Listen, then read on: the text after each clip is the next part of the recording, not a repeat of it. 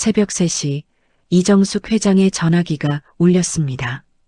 대한그룹을 이끄는 67세의 여자가 이 시간에 잠을 깨는 일은 흔치 않았죠. 하지만 화면에 뜬 이름을 보는 순간 정숙은 이불을 걷어차고 일어났습니다. 강비서였습니다. 그리고 강비서가 이 시간에 전화를 한다는 건 단 하나, 며느리 서연에게 무슨 일이 생겼다는 뜻이었습니다. 병원까지 가는 20분이 평생처럼 느껴졌습니다. 정숙은 차 안에서 손을 꽉 쥐고 있었는데 손톱이 손바닥을 파고드는 것도 느끼지 못했습니다. 만삭의 며느리가 구치소에서 병원으로 이송됐다는 소식, 그것도 조기 진통 위험이라는 말에 정숙의 심장은 멎을 것 같았습니다. 병원 분만실 앞에 도착했을 때 정숙은 자신의 눈을 의심해야 했습니다. 하얀 병원 침대 위에 누운 서연의 손목에는 차가운 쇠사슬이 채워져 있었습니다. 수갑이었습니다. 만삭의 배를 안고 고통스러워하는 며느리의 손목에 마치 흉악범이라도 되는 것처럼 수갑이 채워져 있었던 겁니다. 정숙이 한 발짝 다가가려 하자 경찰 2명이 앞을 막아섰습니다. 젊은 경찰이 딱딱한 목소리로 말했습니다. 구금자 원칙입니다. 보호자라도 허가 없이 접근하실 수 없습니다. 정숙은 그 말을 듣고도 발걸음을 멈추지 않았습니다. 평생 사업을 하면서 숱한 위기를 넘겨온 여자였지만 이 순간만큼은 그 어떤 협상장보다 다리가 떨렸습니다. 담당이가 복도로 나와 정숙에게 상황을 설명했는데 의사의 얼굴에는 걱정이 가득했습니다. 스트레스성 조기 진통입니다. 지금 상태로는 산모와 아이 모두 위험합니다. 안정이 필요한데 이 상황에서는 솔직히 어렵습니다. 정숙은 의사의 말을 들으면서도 시선을 서연에게서 떼지 못했습니다. 며느리는 눈을 감고 있었지만 잠든 게 아니었습니다. 이따금 얼굴을 찡그리며 배를 움켜쥐는 모습이 보였고 그때마다 수갑이 철컥거리는 소리가 복도까지 들려왔습니다. 그때 병원 로비 쪽에서 하이힐 소리가 또각또각 울려왔습니다. 정숙이 고개를 돌리자 한 여자가 걸어오고 있었습니다. 최미정, 은행 지점장이자 은행 회장 최상훈의 딸이었습니다. 미정은 분만실 앞에 선 정숙을 보더니 입꼬리를 올리며 비웃었습니다. 어머, 회장님이 직접 오셨네요. 횡령범 며느리 면회 오신 거예요? 정숙은 대꾸하지 않았습니다. 하지만 주먹을 쥔 손에 힘이 들어가는 건 어쩔 수 없었죠.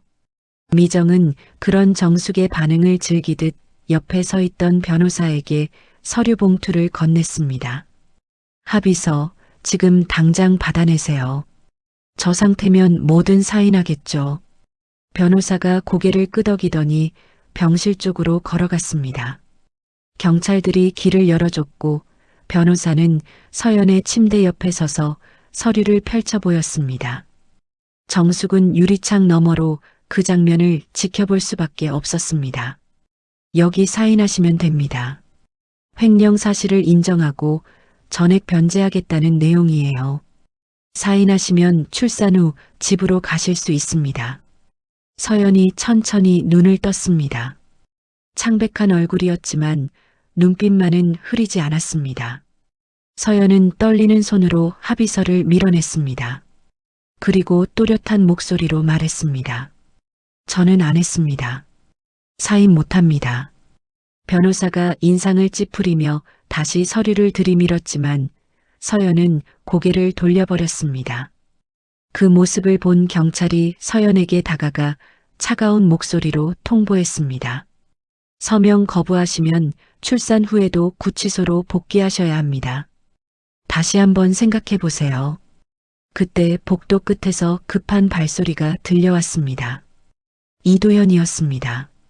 서연의 남편이자 정숙의 아들인 도연은 수술복 차림 그대로 달려왔습니다. 누군가에게 연락을 받고 수술을 미뤄둔 게 분명했습니다. 도연은 분만실 문 앞에서 경찰에게 막히자 소리를 높였습니다. 지금 제 아내가 위험하다고요. 의사로서 말하는 겁니다. 저 상태로 분만하면 산모도 아이도 다칠 수 있어요. 미정이 그런 도연을 향해 코웃음을 쳤습니다. 의사시라면서요? 횡령범 남편이 무슨 의사 행세예요? 아, 맞다. 병원도 곧 압수수색 당하신다면서요? 도연의 얼굴이 붉게 달아올랐습니다. 하지만 도연은 미정에게 대꾸하지 않고 다시 경찰에게 매달렸습니다. 그 모습을 보던 정숙이 천천히 걸어가 미정의 앞에 섰습니다. 정숙의 눈이 차갑게 가라앉아 있었습니다. 내 며느리한테 손대지 마. 미정이 정숙을 올려다보며 비아냥거렸습니다. 할머니가 뭘 어쩔 건데요? 돈으로 검찰 막으실 거예요? 이번엔 안 통할걸요. 정숙이 미정의 손목을 붙잡았습니다. 67세 노인의 손이라고는 믿기지 않을 만큼 강한 힘이었습니다. 미정이 움찔하며 손목을 빼려 했지만 정숙은 놓지 않았습니다. 여기서 한 발자국만 더 들어오면 내가 끝이야. 미정의 얼굴에서 비웃음이 사라졌습니다. 잠시 두 사람 사이에 팽팽한 긴장이 흘렀습니다. 바로 그때 병원 택배 직원이 분만실 앞으로 다가왔습니다. 손에는 작은 봉투가 들려 있었습니다. 한서연님 앞으로 온 긴급 배송입니다. 정숙이 봉투를 받아들었습니다. 수신인은 분명히 서연이었고 발신인은 적혀 있지 않았습니다. 정숙이 봉투를 열자 안에서 작은 USB 하나가 떨어져 나왔습니다. 아무런 라벨도 없는 검은색 USB였습니다. 정숙은 그 USB를 손에 쥐고 잠시 생각에 잠겼습니다. 누가 왜 이 시간에 이것을 보냈을까? 하지만 직감적으로 알 수 있었습니다. 이 작은 물건이 모든 것을 바꿀 수 있다는 것을. 정숙은 USB를 주머니에 넣고 고개를 들었습니다. 그리고 미정을 똑바로 바라보며 입을 열었습니다. 전쟁을 원한다면 해줄게. 미정의 눈이 흔들렸습니다. 하지만 정숙은 더 이상 미정을 보지 않았습니다. 정숙의 시선은 이미 유리창 너머 수갑을 찬 채 고통받고 있는 며느리에게 향해 있었습니다. 그리고 그 순간 정숙은 결심했습니다. 무슨 수를 써서라도 저 아이를 구하겠다고, 저 수갑을 반드시 풀어주겠다고 말입니다. 이 이야기의 결말을 먼저 말씀드리겠습니다. 그래야 앞으로 펼쳐질 일들이 얼마나 충격적인지 아실 수 있을 테니까요. 그 작은 USB 하나로 은행 회장 최상훈이 해임됐습니다. 30년 넘게 금융계의 황제로 군림하던 남자가 고작 손가락 한마디만 한 저장 장치 때문에 의자에서 쫓겨난 겁니다.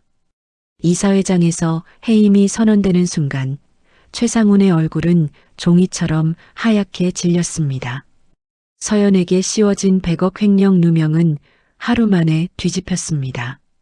아니, 정확히 말하면 뒤집힌 정도가 아니었습니다. 완전히 조작된 사건이었다는 게 만천하에 드러났고 그 조작을 지시한 사람이 누구인지까지 전부 밝혀졌습니다. 검찰은 부랴부랴 서연에 대한 구속영장을 취소해야 했고 구치소에서 병원으로, 병원에서 집으로 서연은 단 이틀 만에 자유의 몸이 됐습니다. 은행 본사 앞은 기자들로 마비됐습니다.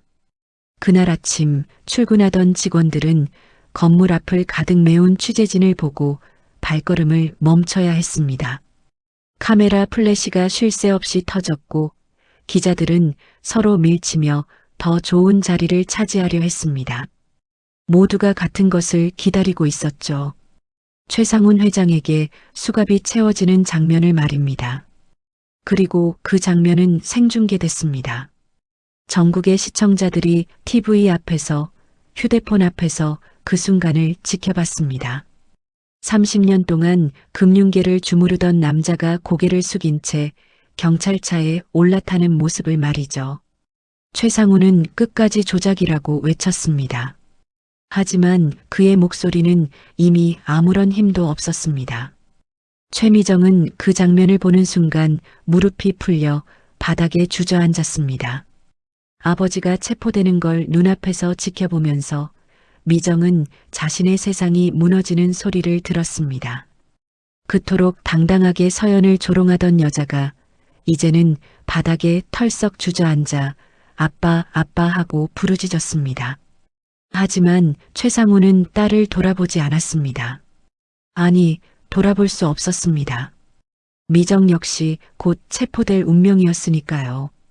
정숙 회장이 5조를 빼겠다고 협박했던 날보다 더 무서운 선택을 했습니다. 5조 인출은 경고에 불과했습니다. 진짜 전쟁은 그 이후에 시작됐고 정숙은 자신이 가진 모든 것을 걸었습니다. 돈만 건 게 아니었습니다. 명예도, 자존심도, 그리고 과거의 잘못까지 전부 드러내는 각오를 했습니다. 서연은 수갑 없이 아기를 품에 안았습니다. 분만실에서 처음으로 아기의 울음소리가 터져나왔을 때 서연의 손목에는 더 이상 쇠사슬이 없었습니다. 서연은 갓 태어난 아기를 가슴에 안고 눈물을 흘렸습니다. 억울함의 눈물이 아니었습니다. 안도의 눈물, 감사의 눈물, 그리고 새 생명을 맞이하는 기쁨의 눈물이었습니다. 도연의 병원은 압수수색 이후 폐업 위기까지 갔습니다. 환자들이 예약을 취소했고 협력 병원들이 등을 돌렸습니다. 도연은 자신의 꿈이 무너지는 걸 지켜봐야 했습니다. 하지만 결국 병원은 다시 문을 열었습니다. 누명이 벗겨지고 진실이 밝혀진 후 오히려 더 많은 환자들이 도연을 찾아왔습니다. 제보자 한 명의 증언이 판을 갈랐습니다. 은행 내부에서 양심의 목소리를 낸 사람이 있었습니다.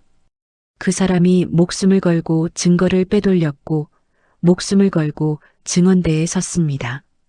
가족을 협박받으면서도 굴복하지 않았습니다. 그 한 사람의 용기가 없었다면 이 이야기의 결말은 완전히 달라졌을 겁니다. 이사회장에 카메라가 설치되어 있었습니다. 최상우는 그 사실을 몰랐습니다. 자신의 해임이 논의되는 그 자리가 전국에 생중계되고 있다는 걸 최상우는 끝까지 몰랐습니다. 알았다면 그렇게 당당하게 조작이라고 외치지 못했을 겁니다. 하지만 이미 늦었습니다. 모든 게 녹화되고 모든 게 송출됐습니다. 누명 사건의 지시 음성이 공개됐습니다. USB 안에는 최상훈의 목소리가 담겨 있었습니다. 서연 이름으로 계좌 만들어. 100억 흐름 맞춰.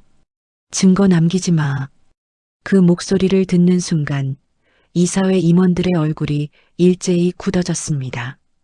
더 이상 변명의 여지가 없었습니다. 정숙은 마지막에 서연을 딸이라고 불렀습니다. 시어머니가 며느리를 딸이라고 부르는 일 흔한 일 같지만 사실 그렇지 않습니다. 특히 정숙처럼 냉정하고 엄격한 사람에게는 더더욱 그랬죠. 하지만 이 모든 일을 겪으면서 정숙의 마음에도 변화가 찾아왔습니다. 하지만 정숙은 그 전에 가장 큰 대가를 치렀습니다. 며느리를 구하기 위해 정숙은 자신의 과거를 드러내야 했습니다. 자신이 한때 서연을 얼마나 냉대했는지, 얼마나 상처를 줬는지 그 모든 걸 세상 앞에 고백해야 했습니다. 그건 정숙에게 5조보다 더 큰 대가였을 겁니다. 자, 이제 다시 그 새벽 병원으로 돌아가 보겠습니다. 정숙의 손에 들린 USB, 그 작은 저장 장치 하나가 어떻게 이 모든 일의 시작이 됐는지 말이죠. 정숙은 USB를 바라보며 중얼거렸습니다. 지금 이걸 열면 전쟁이 시작된다. 그리고 정숙은 전쟁을 선택했습니다. 며느리를 위해, 태어날 손주를 위해, 그리고 자신의 과거를 바로잡기 위해서 말입니다. 하지만 전쟁의 시작은 일주일 전으로 거슬러 올라갑니다. 그날 뉴스 속보가 전국을 뒤흔들었습니다. 한서연 100억 횡령 혐의로 긴급 체포. 그 한 줄의 속보가 모든 것의 시작이었습니다. 일주일 전 평범한 월요일 아침이었습니다. 서연은 여느 때처럼 출근 준비를 하고 있었습니다.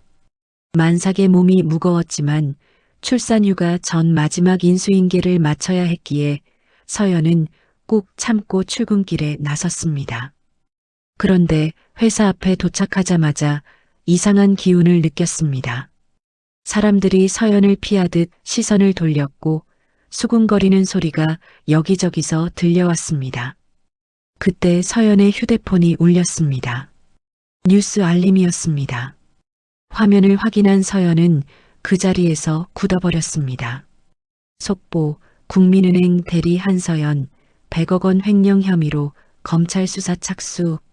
서연은 자신의 눈을 의심했습니다. 100억 횡령이라니 그게 무슨 말도 안 되는 소리인가 싶었습니다. 하지만 생각할 틈도 없이 검은 양복을 입은 남자들이 다가왔습니다. 그들은 서연에게 신분증을 보여주며 말했습니다. 한서연 씨, 검찰입니다. 100억 원 횡령 및 배임 혐의로 긴급 체포합니다. 서연이 뭐라고 대답도 하기 전에 손목에 수갑이 채워졌습니다. 만삭의 배를 아는 채 수갑이 채워지는 그 순간 서연은 아무 말도 할 수 없었습니다. 주변 사람들의 시선이 느껴졌습니다. 동료들이, 지나가던 사람들이 휴대폰을 들고 그 장면을 찍었습니다. 서연의 눈에서 눈물이 흘렀지만 닦을 수도 없었습니다. 손목이 묶여 있었으니까요. 검찰 브리핑은 그날 오후에 열렸습니다. 검찰 관계자는 자신만만한 얼굴로 카메라 앞에 섰습니다. 한서연 피의자는 은행 내부 시스템을 이용해 100억 원 상당을 횡령한 혐의를 받고 있습니다. 증거가 충분하며 구속영장을 청구할 예정입니다. 그 브리핑을 TV로 지켜보던 도연은 리모컨을 바닥에 내던졌습니다. 말도 안 됐습니다. 서연이 횡령을 했다니 그건 있을 수 없는 일이었습니다. 서연은 커피 한 잔도 회사 돈으로 사 먹지 않는 사람이었습니다. 그런 사람이 100억을 횡령했다고요. 도연은 당장 검찰청으로 달려가려 했지만 그보다 먼저 그의 병원에 불청객이 찾아왔습니다. 검은 양복을 입은 수사관들이 병원 로비에 들이닥쳤습니다. 환자들이 보는 앞에서 압수수색이 시작됐습니다. 수사관들은 도연의 진료실을 뒤지고 컴퓨터를 가져가고 서류들을 상자에 담았습니다. 환자들은 어리둥절한 표정으로 그 광경을 지켜봤고 간호사들은 당황해서 어쩔 줄 몰랐습니다. 병원장이 도연에게 다가와 낮은 목소리로 말했습니다.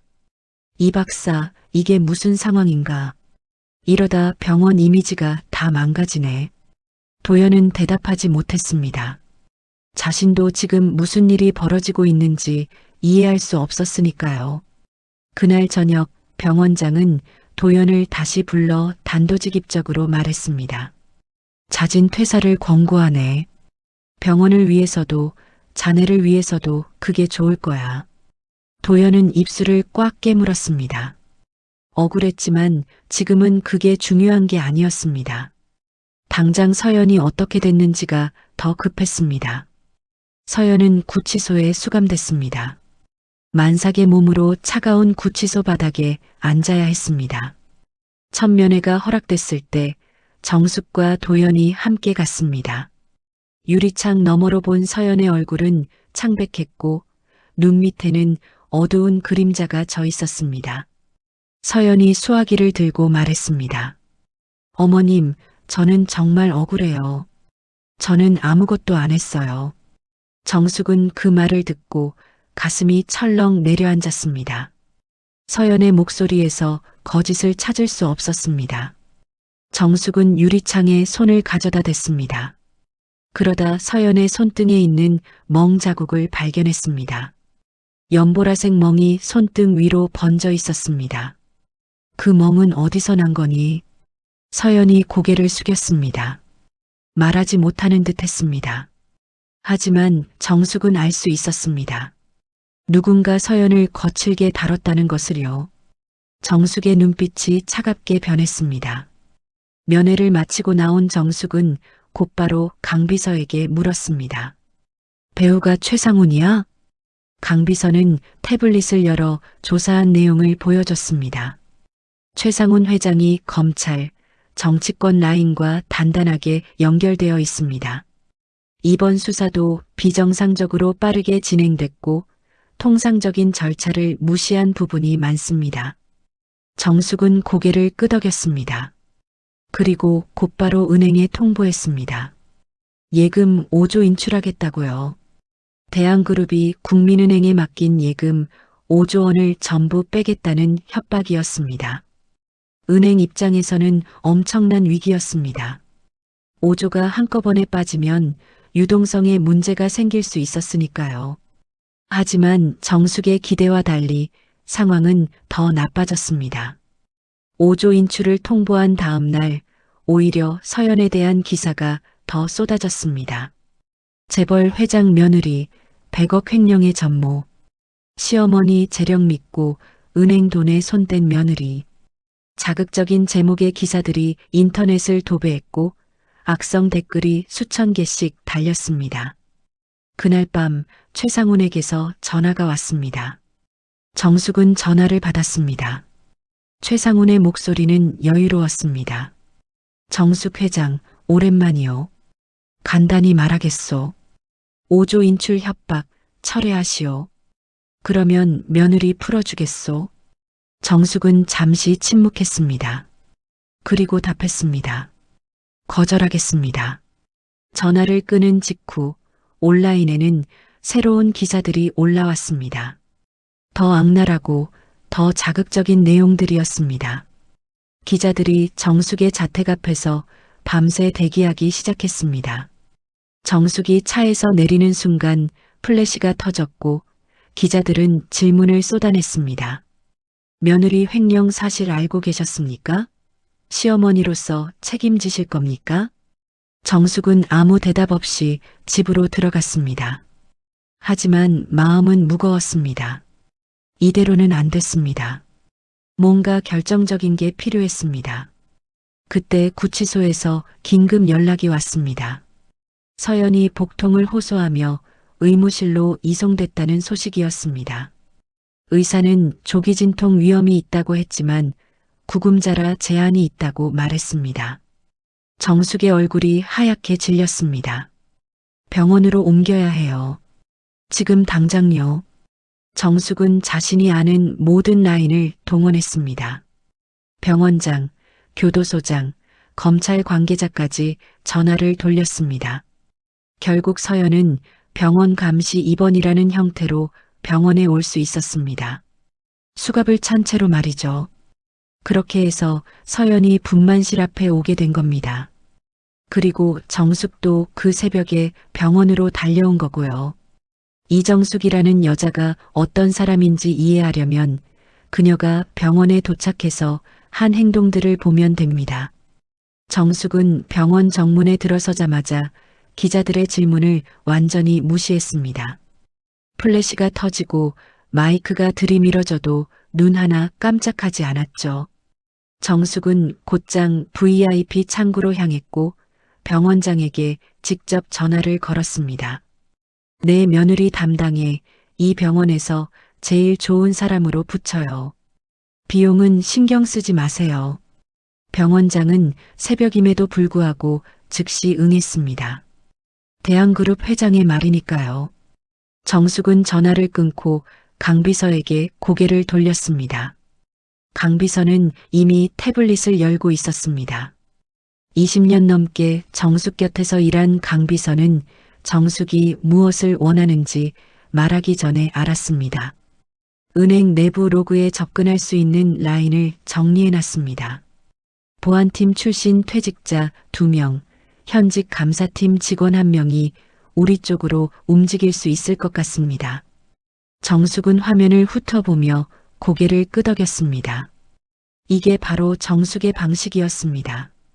감정에 휘둘리지 않고 차갑게 상황을 분석하고 가장 효율적인 해결책을 찾는 것. 그녀가 대한그룹을 40년 넘게 이끌어온 비결이기도 했습니다. 도연은 그런 어머니와는 다른 사람이었습니다. 도연은 수술복 차림 그대로 병원에 달려왔습니다. 중요한 수술을 미뤄두고 온 게 분명했습니다. 도연의 얼굴에는 걱정과 분노가 뒤섞여 있었습니다. 도연은 경찰에게 막히자 목소리를 높였지만 싸움에는 능숙하지 않았습니다. 의사로서 환자를 돌보는 데는 탁월했지만 이런 상황에서 어떻게 해야 하는지는 몰랐습니다. 하지만 도연은 한 가지만은 확실히 알고 있었습니다. 자신의 아내가 무고하다는 것을요. 도연은 진술서에 서명했습니다. 제 아내 한서연은 무고합니다. 횡령과는 아무런 관계가 없습니다. 도연의 손은 떨렸지만 글씨만은 또렷했습니다. 서연은 링거를 맞으면서도 정신을 놓지 않았습니다. 변호사가 합의서를 들이밀었을 때 서연의 몸은 고통으로 떨리고 있었습니다. 진통이 시작되고 있었으니까요. 하지만 서연은 합의서를 밀어냈습니다. 저는 안 했어요. 사인 못해요. 만삭의 수갑까지 차고 있으면서 서연은 굴복하지 않았습니다. 그게 서연이라는 사람이었습니다. 은행에서 8년을 일하면서 단 한 번도 부정을 저지른 적 없는, 그래서 오히려 누명을 쓰기 더 쉬웠던 정직하고 고지식한 사람이었습니다. 최미정은 병원 로비에서 하이힐 소리를 내며 걸어왔습니다. 또각또각 그 소리가 복도에 울렸습니다. 미정의 얼굴에는 승리자의 여유가 넘쳤습니다. 미정은 경찰에게 다가가 말했습니다. 원칙대로 해요. 구금자니까 수갑 풀면 안 되고 보호자 접근도 제한해야죠. 경찰들은 고개를 끄덕였습니다. 미정의 뒤에 누가 있는지 알고 있었으니까요. 최상훈 회장, 검찰과 정치권에 두루 손이 닿아 있는 남자의 딸이라는 거요. 그 최상훈은 지금 은행 본사 회장실에 앉아 있었습니다. 최상훈은 전화기를 붙들고 지시를 내렸습니다. 언론 대응팀 가동해. 박순자 아니 이정숙 측에서 뭐라고 하든 우리가 먼저 여론을 잡아야 해. 최상훈의 목소리는 차분했습니다. 30년 넘게 금융계를 주무르면서 수많은 위기를 넘겨온 남자였습니다. 그에게 이번 일은 그저 처리해야 할 문제 중 하나일 뿐이었습니다. 검찰 관계자에게도 전화가 갔습니다. 상대편 목소리가 들려왔습니다. 걱정 마세요, 회장님. 깔끔하게 정리해드리겠습니다. 최상훈은 전화를 끊고 창밖을 바라봤습니다. 그의 눈에는 어떤 동요도 없었습니다. 하지만 최상훈이 모르는 게 있었습니다. 은행 내부에 양심을 가진 사람이 있었다는 것을요. 감사팀 직원 한 명이 야근을 하고 있었습니다. 그는 횡령 사건 조사 과정에서 이상한 점을 발견했습니다. 결제 라인이 조작된 흔적, 로그 기록의 불일치, 그리고 한서연이라는 이름이 누군가에 의해 억지로 끼워 넣어졌다는 증거를요. 그 직원이 조사를 계속하려던 순간 휴대폰이 울렸습니다. 문자 메시지였습니다.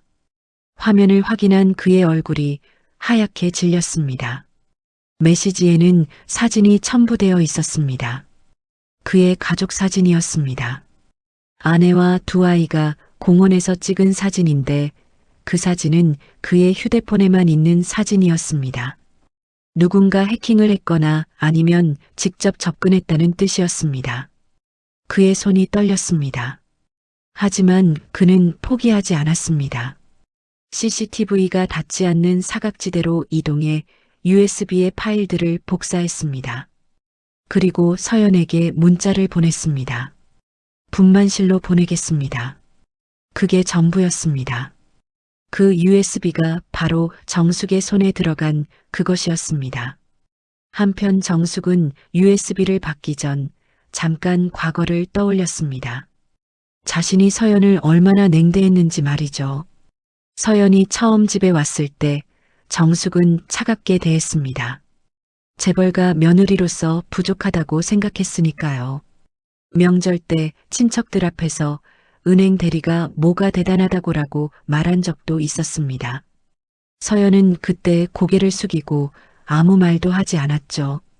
정숙은 그 기억을 떨쳐냈습니다. 지금은 과거를 후회할 때가 아니었습니다. 정숙은 은행 쪽 인맥에게 전화를 걸었습니다. 이사회 소집 요건이 어떻게 되죠? 상대방이 답했습니다. 지분 25% 이상이면 임시 이사회 소집 청구가 가능합니다.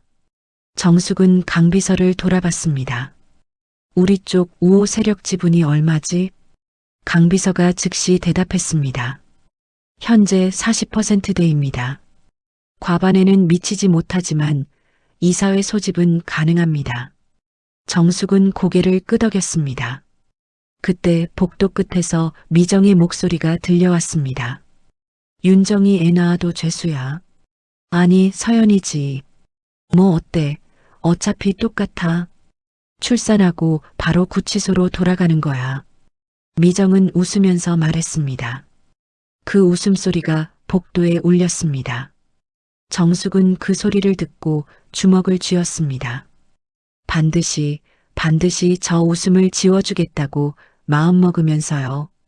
정숙은 USB를 손에 쥐고 강비서와 함께 병원 VIP 라운지로 들어갔습니다. 문을 닫고 정숙은 USB를 들어 올려 바라봤습니다. 작은 검은색 저장 장치, 손가락 한마디만 한 이 물건이 모든 것을 바꿀 수 있었습니다.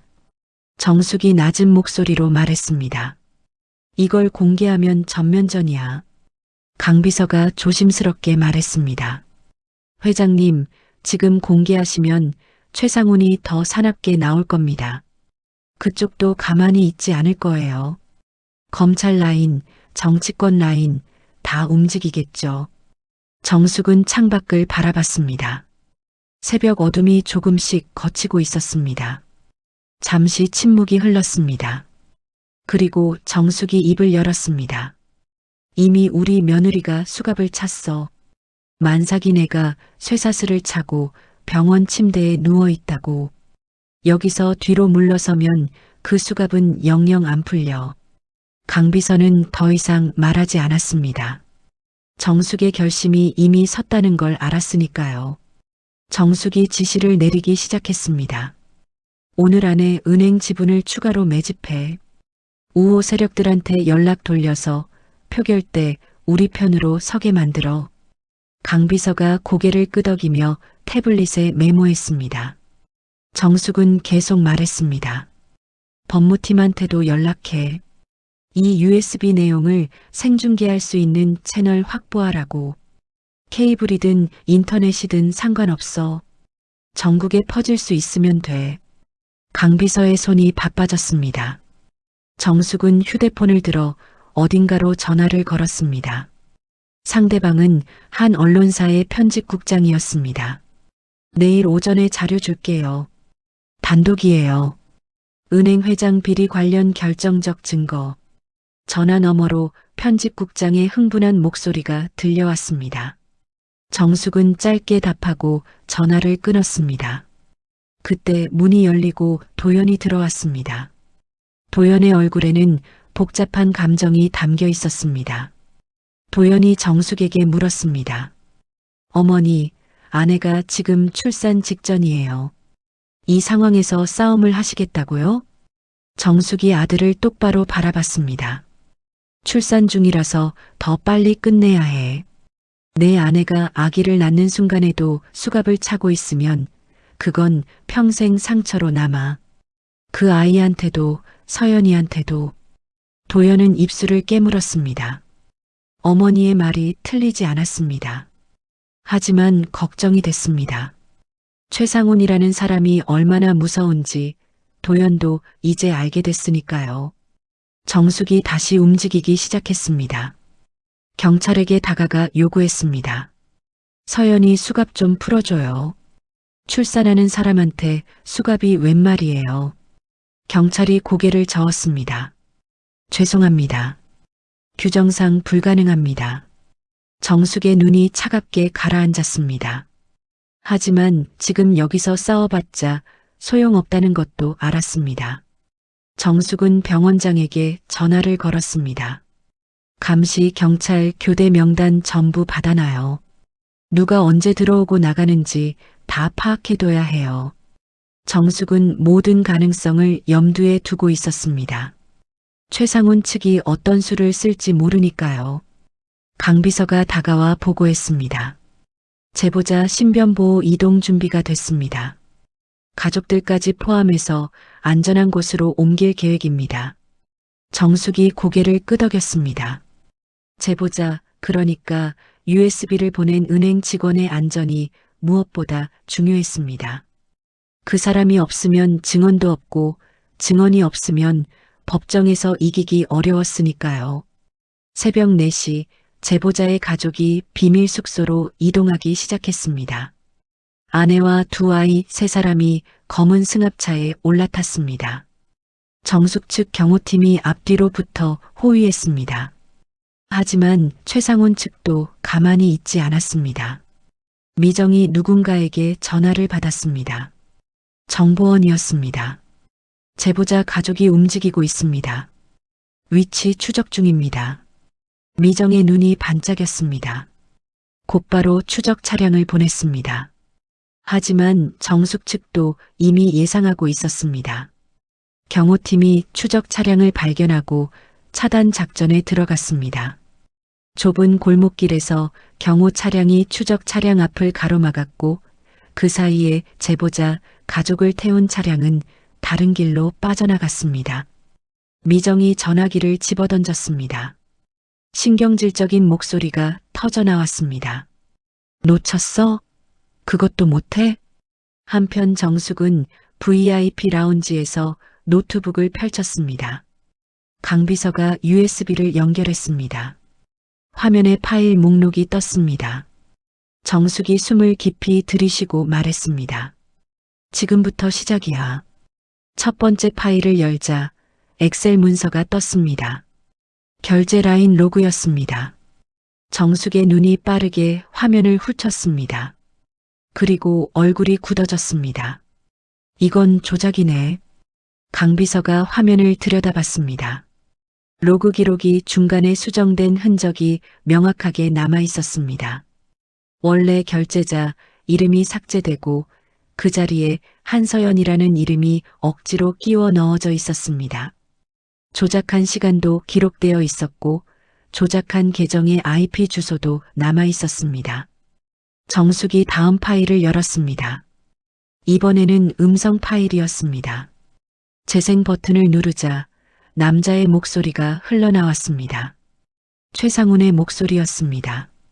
서연이 이름으로 계좌 만들어 100억 흐름 맞춰놓고 증거는 남기지 마.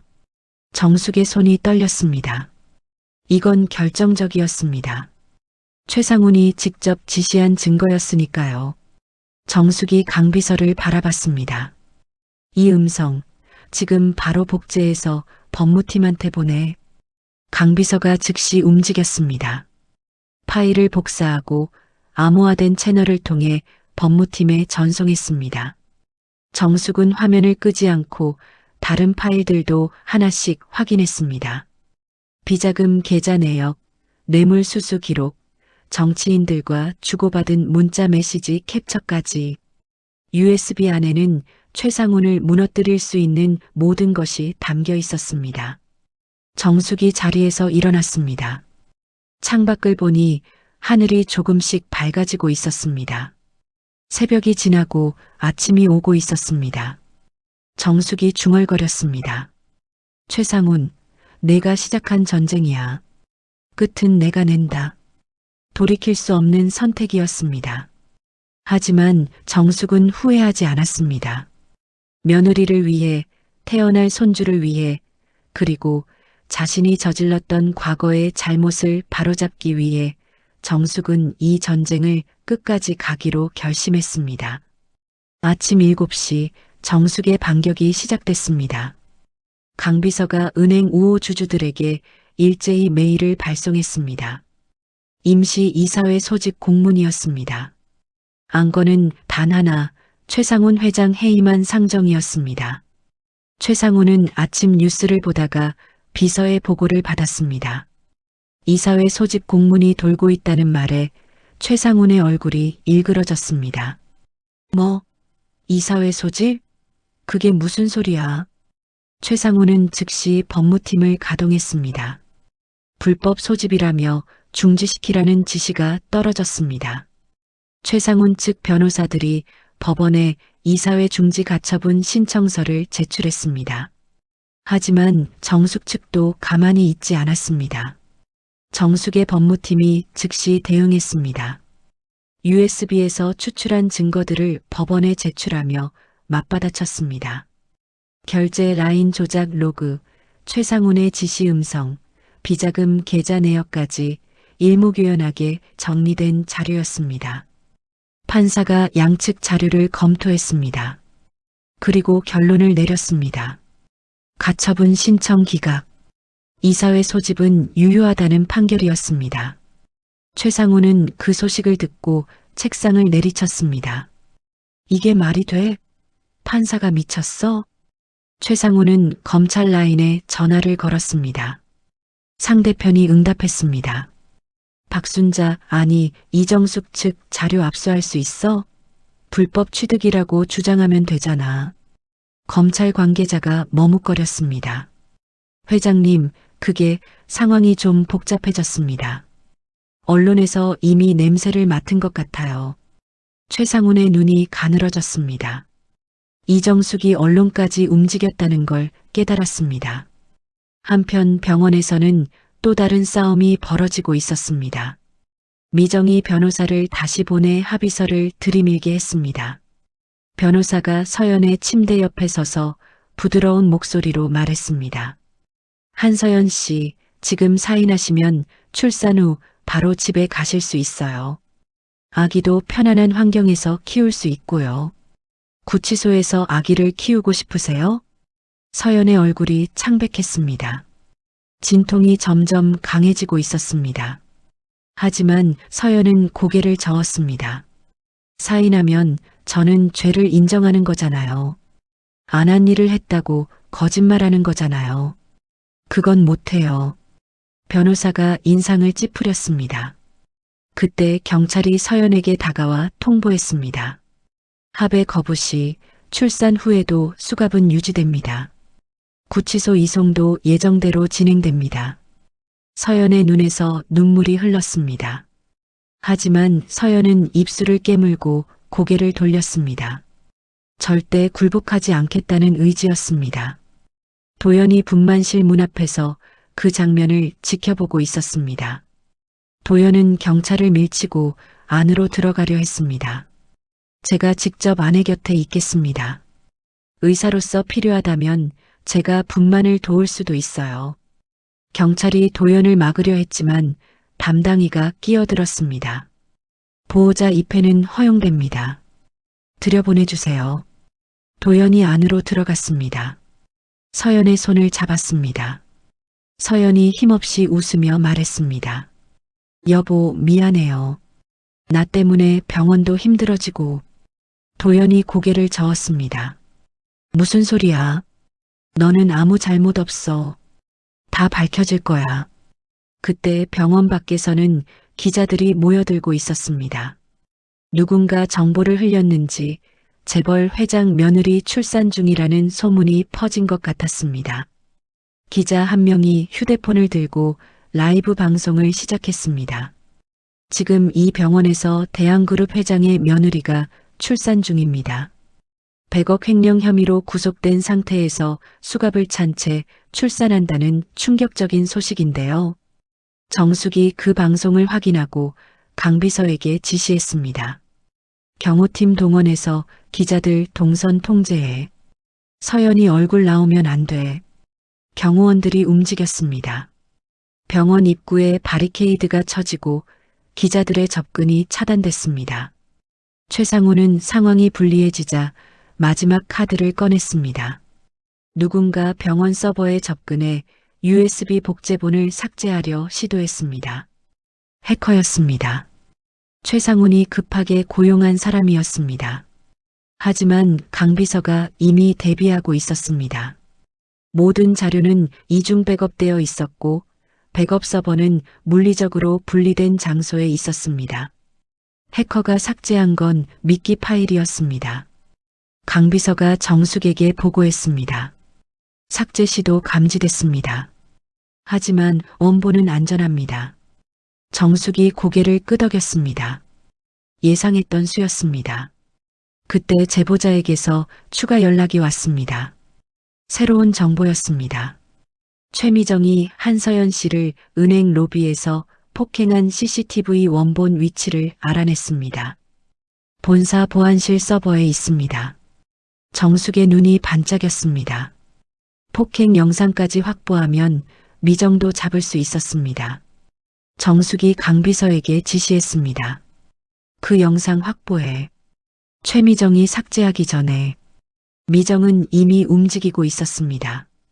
은행 본사로 달려가 보안실 담당자에게 소리쳤습니다.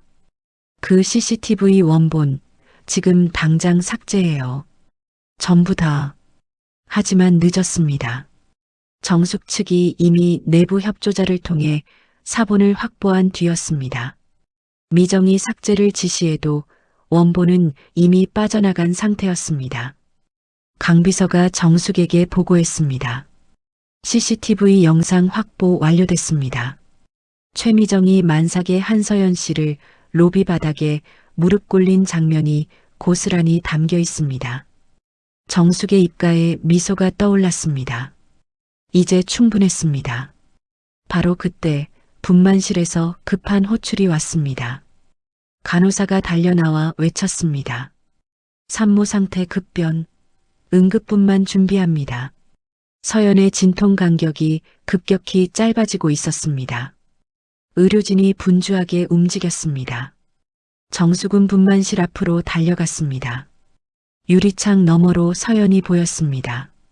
땀에 젖은 얼굴, 고통으로 일그러진 표정, 그리고 손목에 여전히 채워진 수갑. 정숙의 손이 떨렸습니다. 이 전쟁을 빨리 끝내야 했습니다. 며느리가 수갑 찬 채로 아기를 낳게 할 수는 없었습니다. 정숙이 강비서에게 말했습니다. 이사회 오늘 중으로 열어. 내일까지 기다릴 수 없어. 강비서가 고개를 끄덕이고 전화기를 들었습니다. 전쟁의 마지막 국면이 다가오고 있었습니다. 오전 10시 정숙은 VIP 라운지에서 USB의 모든 파일을 정리하고 있었습니다. 강비서가 분석한 결과를 보고했습니다. 회장님, 이 자료들을 종합해보면 결론은 하나입니다. 조작 지시자가 최상훈 본인입니다. 최미정 단독 범행이 아니라 부녀가 함께 공모한 겁니다. 정숙은 고개를 끄덕였습니다. 예상했던 바였습니다. 최상훈이 뒤에 있을 거라고 처음부터 짐작했지만 이렇게 직접적인 증거가 있을 줄은 몰랐습니다.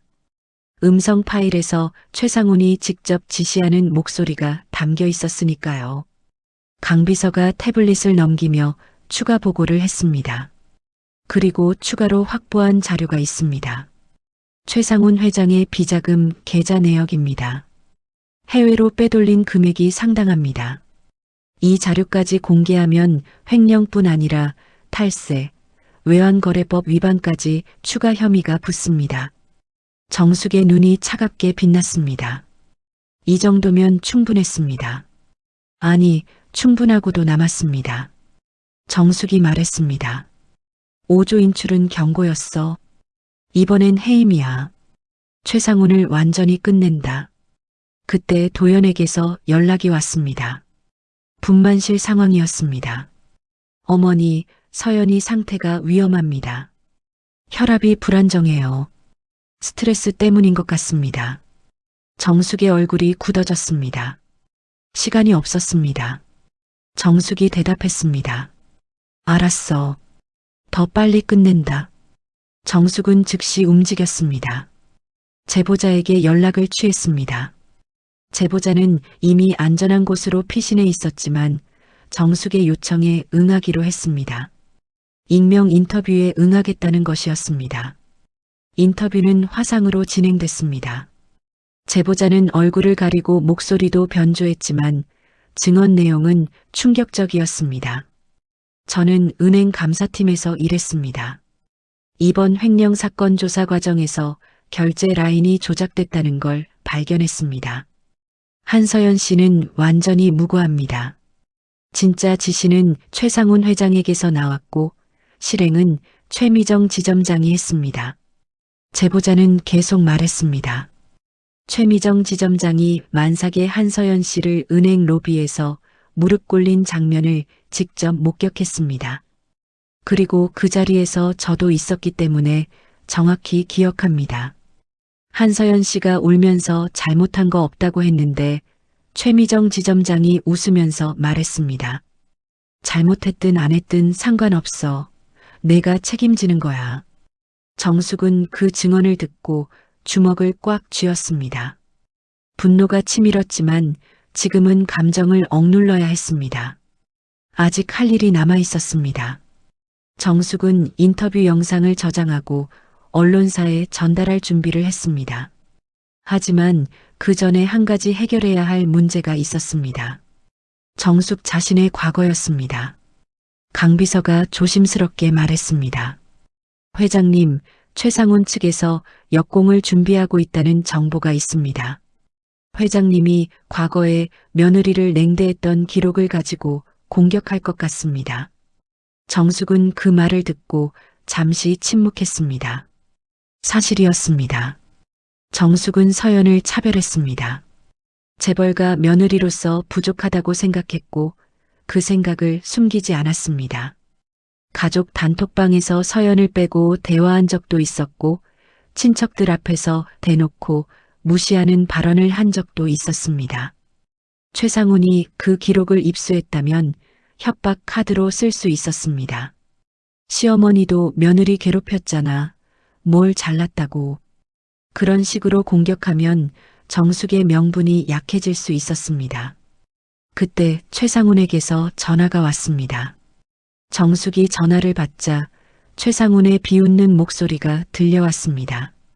이정숙 회장, 며느리 구한다고 영웅 행세하시는 거야? 웃기시네. 당신도 며느리 괴롭혔잖아. 내가 그 증거 다 가지고 있어. 정숙은 잠시 침묵했습니다. 그리고 답했습니다. 맞아요. 나도 며느리한테 잘못했어요. 그래서 내가 직접 책임지고 구하는 거예요. 전화 너머로 최상훈의 당황한 침묵이 흘렀습니다. 정숙이 약점을 인정할 줄은 예상하지 못했던 겁니다. 정숙이 계속 말했습니다. 당신은 숨기려고 하고 나는 드러내고 책임지려고 해요. 그게 차이예요. 정숙이 전화를 끊었습니다. 그리고 강 비서에게 말했습니다. 언론 브리핑 문안에 내 과거 잘못 인정하는 문장 넣어. 숨기지 않을 거야. 강 비서가 눈을 크게 떴습니다. 회장님, 그러시면 이미지에 타격이. 정숙이 고개를 저었습니다. 타격받아도 상관없어. 거짓말하고 버티다가 나중에 들통나는 것보다 나아. 내가 먼저 인정하면 저쪽 공격이 힘을 잃어. 미정은 그 소식을 듣고 비웃었습니다. 뭐, 정숙 회장이 약점 공개한다고? 스스로 무덤 파는 거네. 끝났어. 미정은 완전히 오판하고 있었습니다. 정숙이 약점을 먼저 공개하면 오히려 공격의 명분이 사라진다는 걸 몰랐습니다. 싸움의 룰을 이해하지 못하는 사람의 실수였습니다. 정숙 측이 이사회장에 카메라를 설치하기 시작했습니다. 생중계 준비였습니다. 방송국과 계약이 이미 끝난 상태였고 인터넷 스트리밍 채널도 확보해뒀습니다. 최상훈이 그 소식을 듣고 지시를 내렸습니다. 생중계는 막아. 어떻게든 막으라고. 하지만 이미 늦었습니다. 계약은 체결됐고 카메라는 설치됐습니다. 최상훈의 명령은 공허하게 울렸습니다. 바로 그때 간호사가 정숙에게 달려왔습니다. 숨이 차 있었습니다. 회장님, 출산이 시작됐습니다. 보호자 대기해 주세요. 정숙의 심장이 뛰었습니다. 드디어 손주가 세상에 나오는 순간이 온 겁니다. 정숙은 분만실 앞으로 달려갔습니다. 하지만 마음 한편에서는 시계를 재고 있었습니다. 이사회까지 몇 시간 남았는지, 서연이 아기를 안기 전에 수갑을 풀 수 있을지, 분만실 문이 열리고 닫히는 사이로 서연의 신음소리가 들렸습니다. 정숙은 주먹을 쥐고 기도했습니다. 제발 조금만 더 버텨라. 조금만 더. 분만이 시작된 지 1시간이 지났습니다. 서연은 분만대 위에서 고통과 싸우고 있었습니다. 도연이 옆에서 손을 잡고 있었지만 서연의 고통을 덜어줄 수는 없었습니다. 담당이가 서연의 상태를 체크하며 말했습니다. 자궁구가 아직 덜 열렸어요. 조금 더 기다려야 합니다. 바로 그때 경찰이 문서 한 장을 들고 분만실 앞에 나타났습니다. 정숙이 그 모습을 보고 다가갔습니다. 경찰이 말했습니다. 출산 완료 후 한서연 피의자 구치소 이송 문서입니다. 절차에 따라 통보드립니다. 정숙의 얼굴이 굳어졌습니다. 아기를 낳자마자 다시 구치소로 끌려가야 한다는 뜻이었습니다. 갓 태어난 아기와 함께 있을 시간도 없이 정숙이 차갑게 말했습니다. 지금 산모가 분만 중이에요. 그런 서류를 들이밀 때가 아니잖아요. 경찰은 무표정하게 대답했습니다. 규정입니다. 저도 지시를 따르는 것뿐입니다. 도연이 분만실에서 나와 그 장면을 목격했습니다. 도연의 얼굴이 붉게 달아올랐습니다. 지금 제 아내가 아이를 낳고 있어요. 아이가 위험할 수도 있는 상황이고요. 그런데 구치소 이송 서류를 들이밀어요? 그건 살인이나 마찬가지예요. 경찰은 대답하지 않았습니다. 그저 서류를 내려놓고 물러섰습니다. 도연이 주먹을 불끈 쥐었지만 지금 여기서 싸워봤자 소용없다는 것도 알았습니다. 분만실 안에서 서연의 목소리가 들려왔습니다. 힘겨운 신음 사이로 또렷한 말이 새어나왔습니다. 저는 정말 안 했어요. 제가 왜 이래야 하는지 모르겠어요. 정숙은 유리창 너머로 며느리를 바라봤습니다. 서연의 손목에는 여전히 수갑이 채워져 있었습니다. 진통으로 몸을 비틀 때마다 쇠사슬이 철컥거리는 소리가 났습니다. 정숙은 그 소리를 들으며 눈을 감았습니다. 가슴이 찢어지는 것 같았습니다. 그때 복도 끝에서 하이힐 소리가 들려왔습니다. 미정이었습니다. 미정은 분만실 앞까지 걸어와 정숙을 바라보며 비웃었습니다. 애 낳아도 죄수예요. 정숙 회장님. 출산하고 바로 구치소로 돌아가는 거죠. 신생아는 어디로 가려나. 보육원이라도 알아봐야겠네요. 정숙의 눈이 번쩍 떠졌습니다. 정숙이 미정을 똑바로 바라보며 말했습니다. 내가 끝까지 가겠다면 나도 끝까지 간다. 후회하지 마. 미정이 코웃음을 쳤습니다. 하지만 정숙의 눈빛에서 무언가 다른 것을 느꼈는지 한 발짝 물러섰습니다. 동시에 도연의 병원에서는 또 다른 위기가 벌어지고 있었습니다. 강비서가 정숙에게 급히 보고했습니다. 회장님, 이 박사님 병원에서 환자 취소가 폭주하고 있습니다. 예약도 전부 취소되고 있고요. 온라인에서 조직적으로 움직이는 것 같습니다. 정숙은 그 말을 듣고 이를 악물었습니다. 최상훈 측의 공격이었습니다. 서연만 공격하는 게 아니라 도연까지 무너뜨리려는 거였습니다. 강비서가 계속 보고했습니다. 병원장이 이 박사님께 연락했답니다. 오늘부로 진료 중단하라고요. 도연은 그 연락을 받았지만 대답하지 않았습니다. 지금은 그게 중요한 게 아니었습니다. 분만실 안에서 아내가 아이를 낳고 있었으니까요. 도연이 전화를 끊고 다시 분만실로 들어갔습니다. 한편 최상훈 측 법무팀이 반격에 나섰습니다. USB 증거는 불법 취득이라며 정숙 측을 공격하기 시작했습니다. 기자회견까지 열었습니다. 이정숙 측이 확보했다는 증거는 불법적으로 취득한 것입니다. 해킹과 절도에 의한 것으로 법적 효력이 없습니다. 오히려 이정숙 회장이 처벌받아야 합니다.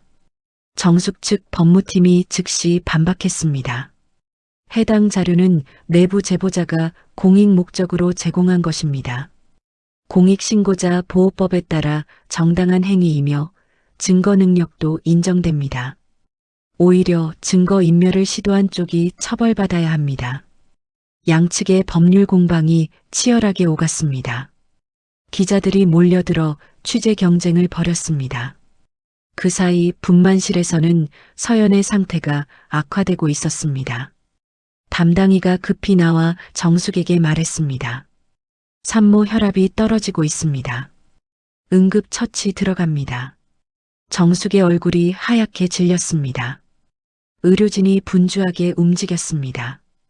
도연도 의사로서 도울 수 있는 건 다 했습니다. 하지만 손을 쓸 수 없는 부분이 있었습니다. 서연의 정신적 스트레스, 그건 수술로 해결할 수 있는 게 아니었습니다. 정숙이 분만실 앞에 서서 중얼거렸습니다. 이 타이밍에 싸움이 무슨 의미가 있나? 강 비서가 조심스럽게 말했습니다. 회장님, 이사회를 미룰까요? 정숙이 고개를 저었습니다. 미루면 안 돼. 서연이가 아기를 낳는 순간까지 누명을 쓰고 있으면 그건 내 패배야. 평생 상처로 남을 거야. 서연이한테도 아기한테도. 정숙은 결심했습니다. 이사회를 예정대로 진행하기로요. 분만실과 이사회장 두 곳에서 동시에 전투가 벌어지는 겁니다. 그때 최상훈에게서 마지막 전화가 왔습니다. 정숙이 전화를 받자 최상훈의 차가운 목소리가 들려왔습니다. 정숙 회장, 마지막 기회를 주겠소. 내일까지 사과하고 물러서시오. 그러면 며느리 풀어주고 이 일 없던 걸로 하겠소. 정숙은 잠시 침묵했습니다. 그리고 대답했습니다. 사과는 당신이 해야 할 일이에요. 그리고 내일은 없어요. 오늘 끝나요. 정숙이 전화를 끊었습니다. 강 비서를 바라보며 말했습니다. 이사회 시작해. 지금 당장. 강 비서가 고개를 끄덕이고 은행 본사로 연락했습니다. 전쟁의 마지막 라운드가 시작되려 하고 있었습니다. 분만실에서는 서연이 생사의 고비를 넘고 있었고 이사회장에서는 최상훈의 운명이 결정되려 하고 있었습니다. 정숙은 두 전장 사이에서 시계를 바라봤습니다. 시간이 얼마 남지 않았습니다. 오후 2시 정숙은 은행 본사 이사회장에 들어섰습니다. 병원에서 여기까지 오는 내내 마음이 조급했습니다. 서연이 아직 분만 중이었으니까요. 하지만 지금 이 자리를 비울 수는 없었습니다. 이 전쟁을 끝내야 서연을 구할 수 있었습니다. 이사회장에는 이미 임원들이 모여 있었습니다. 긴 탁자 양쪽에 앉은 사람들의 얼굴에는 긴장이 역력했습니다. 정숙이 들어서자 모든 시선이 그녀에게 쏠렸습니다. 정숙은 천천히 자리로 걸어가 의결권 서류를 탁자 위에 내려놓았습니다. 지금부터 표결을 시작하겠습니다. 최상훈이 자리에서 벌떡 일어났습니다. 얼굴이 불그락푸르락했습니다. 당신이 뭔데 여기서 표결을 운운해? 이건 불법이야. 정숙이 최상훈을 똑바로 바라봤습니다. 눈 하나 깜짝하지 않았습니다. 나는 이 은행의 최대 주주예요. 그리고 대한그룹 회장이고요. 당신보다 이 자리에 있을 자격이 충분합니다. 최상훈이 이를 갈았습니다. 주변을 둘러보며 도움을 구하려 했지만 임원들은 시선을 피했습니다. 상황이 어떻게 돌아가는지 눈치를 보고 있었습니다. 정숙이 다시 입을 열었습니다. 오늘 안건은 하나입니다. 최상훈 회장 해임안. 만삭의 며느리에게 씌운 100억 횡령 누명. 오늘 여기서 끝냅니다. 정숙이 강 비서에게 고개를 끄덕였습니다. 강 비서가 리모컨을 들어 스크린을 켰습니다. 그리고 USB에서 추출한 첫 번째 파일을 재생했습니다. 음성이 스피커를 통해 울려 퍼졌습니다. 서연이 이름으로 계좌 만들어 100억 흐름 맞춰놓고 증거는 남기지 마. 최상훈의 목소리였습니다. 틀림없는 그의 음성이었습니다. 이사회장의 웅성거림이 퍼졌습니다. 임원들이 서로 얼굴을 확인하며 수군거렸습니다. 최상훈이 소리쳤습니다. 조작이야. 그건 조작된 거라고. 최상훈이 달려가 전원을 끄려 했습니다. 하지만 정숙 측이 이미 대비하고 있었습니다. 이중 전원 시스템이 가동되어 있었고 별도의 녹화 장비가 모든 것을 기록하고 있었습니다. 최상훈이 스위치를 내려도 스크린은 꺼지지 않았습니다. 그때 이사회장 구석에서 빨간 불이 들어왔습니다. 카메라였습니다. 생중계가 시작된 겁니다. 최상훈이 그 카메라를 발견하고 얼굴이 하얗게 질렸습니다. 지금 뭐 하는 거야? 생중계라고? 정숙이 차분하게 대답했습니다. 국민들이 알 권리가 있어요. 자신들의 돈을 맡긴 은행 회장이 어떤 사람인지. 전국의 시청자들이 TV 앞에서, 휴대폰 앞에서 이 장면을 지켜보고 있었습니다. 인터넷 실시간 검색어에 이사회 생중계가 1위로 올랐습니다. 정숙이 다음 증거를 공개했습니다. 결제 라인 조작 로그, 비자금 계좌 내역, 그리고 제보자의 증언 영상까지. 증거가 하나씩 공개될 때마다 최상훈의 얼굴이 점점 더 일그러졌습니다. 제보자의 영상이 재생됐습니다. 얼굴을 가린 제보자가 떨리는 목소리로 말했습니다. 최미정 지점장이 만삭의 한서연 씨를 은행 로비에서 무릎 꿇렸습니다. 제가 직접 목격했습니다. 그리고 모든 조작 지시는 최상훈 회장에게서 나왔습니다. 이사회장이 술렁였습니다. 임원들의 표정이 변하기 시작했습니다. 최상훈을 지지하던 사람들도 하나둘씩 시선을 피했습니다. 정숙이 마지막으로 말했습니다. 지금부터 최상훈 회장 해임안 표결을 진행하겠습니다. 찬성하시는 분은 손을 들어주세요. 잠시 침묵이 흘렀습니다. 그리고 1명, 2명, 손이 올라가기 시작했습니다. 처음에는 천천히, 그리고 점점 빠르게. 과반이 넘었습니다. 해임이 가결된 겁니다. 최상훈 회장 해임안 가결되었습니다. 정숙의 선언이 떨어지는 순간 이사회장 문이 열렸습니다. 검은 양복을 입은 남자들이 들어왔습니다. 수사관들이었습니다. 그들은 최상훈에게 다가가 말했습니다.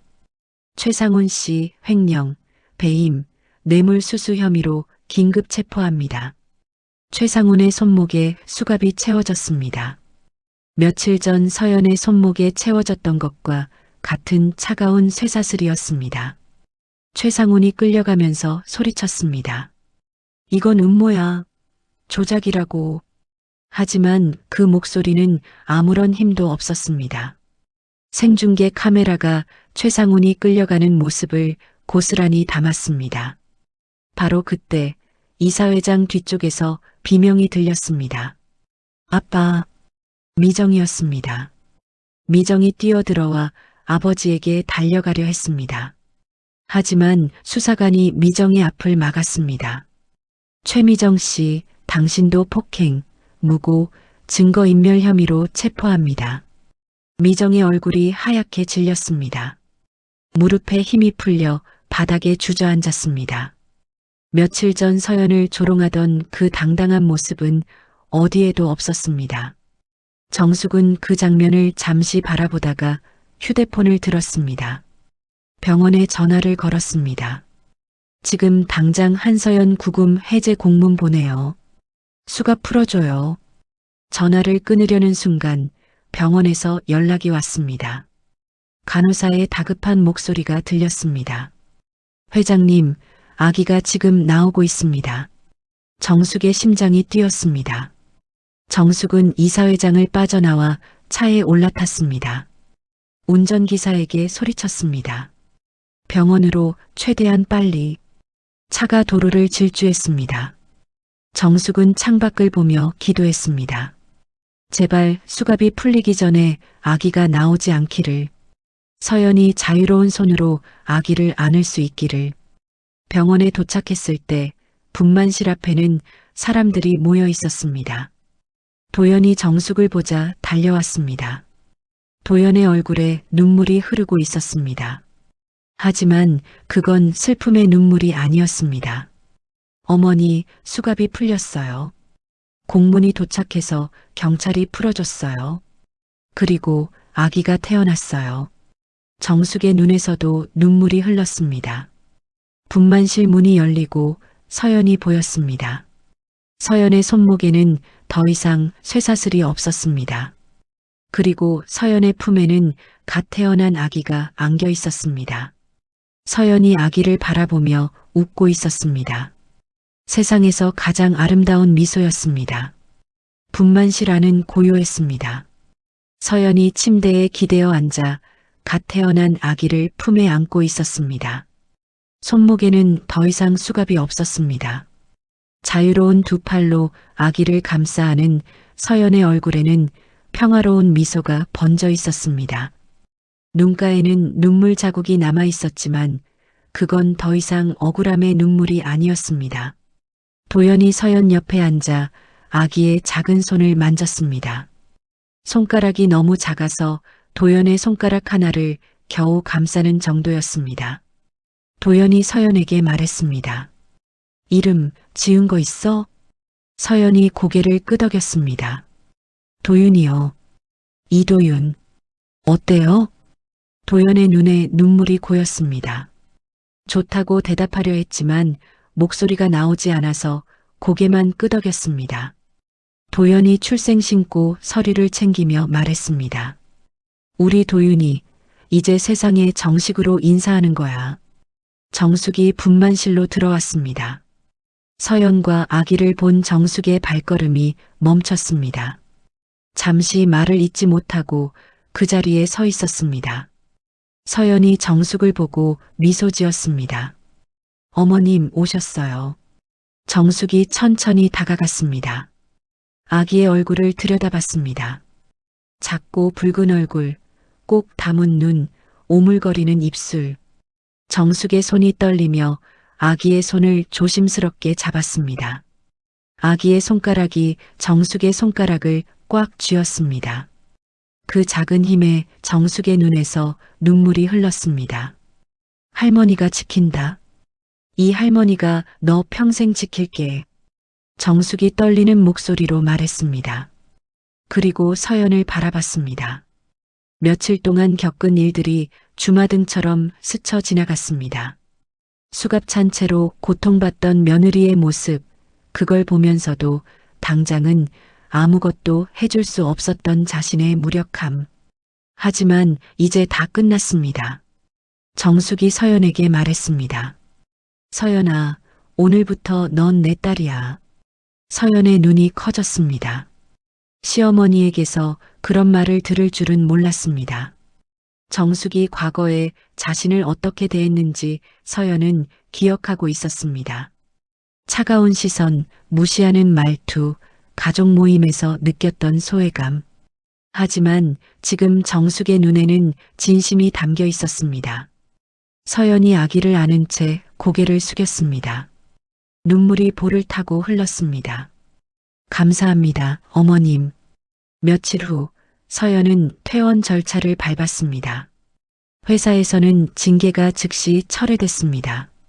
100억 횡령 혐의는 완전히 벗겨졌고 오히려 피해자로서 보상을 받을 수 있게 됐습니다. 은행 인사팀에서 직접 연락이 왔습니다.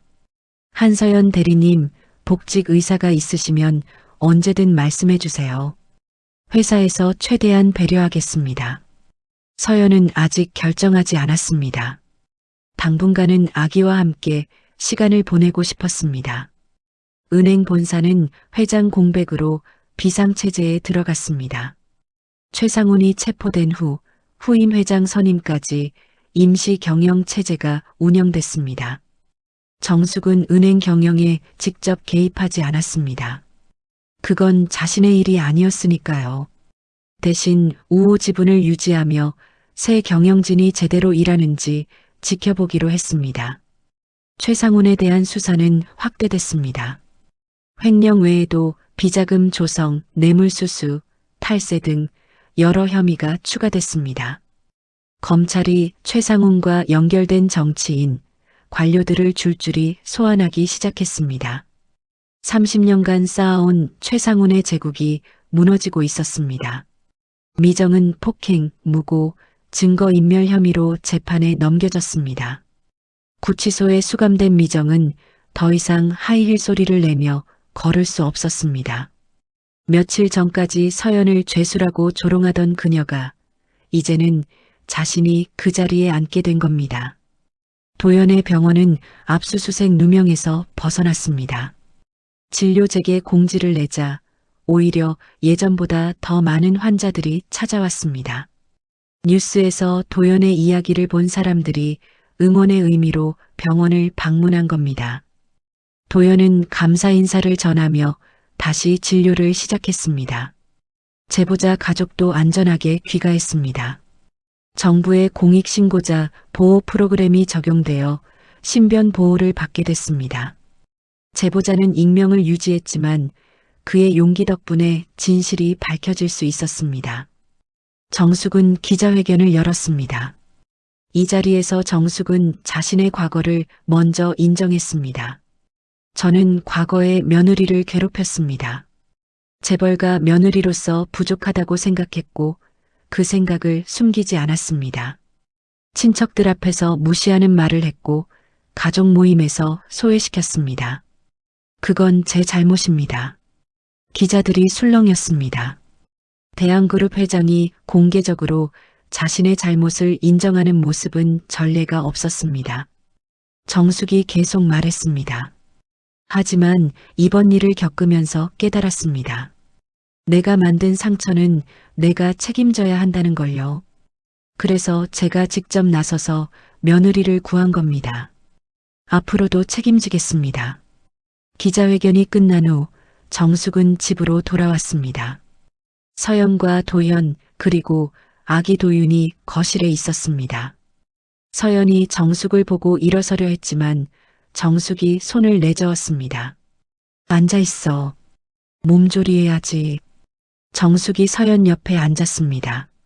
서연이 잠시 망설이다가 입을 열었습니다. 어머님, 제가 하나 여쭤봐도 될까요? 정숙이 고개를 끄덕였습니다. 앞으로, 그러니까 엄마라고 불러도 될까요? 정숙의 눈이 커졌습니다. 잠시 침묵이 흘렀습니다. 그리고 정숙이 천천히 고개를 끄덕였습니다. 말없이 하지만 분명하게. 서연이 미소 지으며 말했습니다. 엄마. 그 한마디에 정숙의 눈에서 눈물이 흘렀습니다. 67년을 살면서 수많은 호칭을 들어왔지만 이 한마디가 가장 따뜻하게 느껴졌습니다. 밤이 깊어갔습니다. 정숙이 아기방 문을 열고 들어갔습니다. 도윤이가 작은 침대에서 새근새근 잠들어 있었습니다. 정숙은 오래된 서랍에서 무언가를 꺼냈습니다. 베넷 저고리였습니다. 수십 년 전 도연이 태어났을 때 입혔던 것을 보관해뒀던 겁니다. 정숙이 그 베넷 저고리를 조심스럽게 도윤이에게 입혔습니다. 아기가 잠결에 몸을 움찔거렸지만 다시 편안하게 잠들었습니다. 정숙이 아기의 이마에 입술을 대며 속삭였습니다. 할머니가 지킨다. 이 할머니가 너희 가족 평생 지킬게. 정숙이 아기방 문을 닫고 나왔습니다. 복도에서 경호팀장을 만났습니다. 정숙이 지시했습니다. 이 집은 이제 가족 보호가 1순위야. 알겠지? 경호팀장이 고개를 숙였습니다. 명심하겠습니다, 회장님. 정숙이 창밖을 바라봤습니다. 밤하늘에 별이 빛나고 있었습니다. 전쟁은 끝났습니다. 하지만 새로운 시작이 기다리고 있었습니다. 며느리를 딸로, 손주를 품에 안고 정숙은 남은 인생을 어떻게 살아야 할지 알 것 같았습니다. 과거의 잘못을 바로잡고 가족을 지키고 사랑하는 것, 그게 전부였습니다. 조선시대 명재상 황희정승은 80세가 넘어서도 조정에 나가 나라 일을 돌봤습니다. 누군가 왜 그리 고생하시냐고 묻자 황희정승은 이렇게 답했습니다. 내 잘못으로 상처받은 사람이 있다면 내가 직접 바로잡는 것이 도리입니다. 오늘 사연 속 정숙 회장 역시 자신의 과거를 숨기지 않고 인정했기에 며느리의 마음을 얻을 수 있었습니다. 살다 보면 우리 모두 누군가에게 상처를 주기도 하고 받기도 하죠. 중요한 건 그 상처를 외면하지 않고 직접 마주하는 용기가 아닐까요? 늦었다고 생각할 때가 가장 빠른 때라는 말처럼 진심 어린 한 걸음이 관계를 회복시키는 시작이 됩니다.